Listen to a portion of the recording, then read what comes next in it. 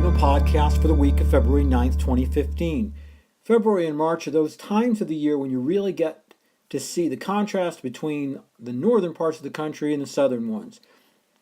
In February in the south, we're already beginning to look toward sunny times ahead and possibly rains, but at any rate, it's very possible for us that the snow is all done. And on the other hand, we in the north are looking at February thinking possibly 2 more months of crippling snowstorms. It's a real difference, and especially if you look at the temperature spans between, say, for example, Southern California and our corporate offices in Novi, Michigan. Could not be possibly 2 more different climates.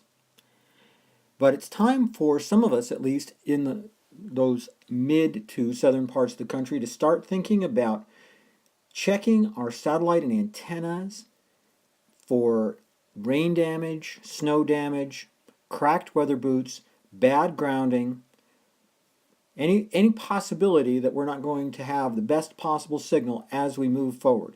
I know it seems a little bit weird to those of us in the frozen north, but folks in the south are ready to do this now. So instead of waiting, as I have in the past, until April and May to have this yearly discussion, let's have it now because, hey, more and more people live down south and those folks are really ready to move.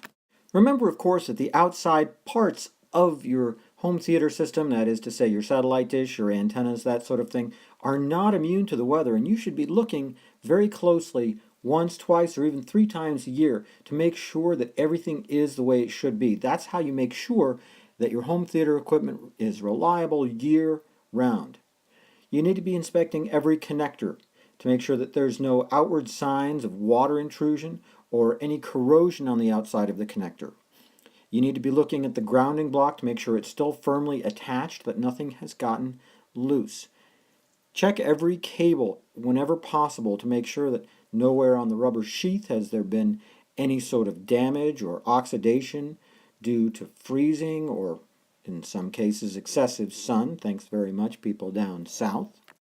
And that your satellite dish or antenna are completely free of the kind of stuff that tends to accumulate over the years, twigs, dust, that sort of thing. In fact, I've even heard of birds nesting in a satellite dish, and obviously that's going to create some problems for reception. Be very careful with the antenna and the dish because you don't want to knock things out of alignment, but whenever possible, just make sure that there's nothing on those devices that are going to cause any trouble as you go ahead and use them for the coming year. It's also time to take a look at the way that your satellite or antenna attaches to your roof or chimney. Are the mounts nice and tight, and do you need to just add any additional waterproofing if your dish is actually bolted right into your roof? A lot of times water can accumulate under those bolts or around those pitch pads and can actually push things around, help the roof rot out a little bit faster, which is exactly the opposite of what you want to happen. So make sure that if you need to add additional waterproofing there, that you're doing it on a fairly regular basis. Remember, folks, that unfortunately satellite and antenna equipment tends to be relatively inexpensively made. I mean, it's not at all, cheap and shoddy, but we're not talking about things that are just made out of, inch-thick steel here. This is stuff that is designed for consumer use for 3, maybe 5 years, and then it's really just designed to be replaced. If you want your stuff to last longer than that, you're going to have to care for it. And that does mean taking a little bit of time. Now let's switch gears here for a second and talk to those folks who are still up in the frozen north. It doesn't mean you can't do some maintenance now, but do make sure that there's no possibility that you're going to fall off an icy ladder or hurt yourself in any way. Take a little bit of extra care, and of course, make sure that you're wearing gloves if it's out there freezing. You do not want to be stuck to anything metal. Let's be honest, we've all done it and we've all hated it.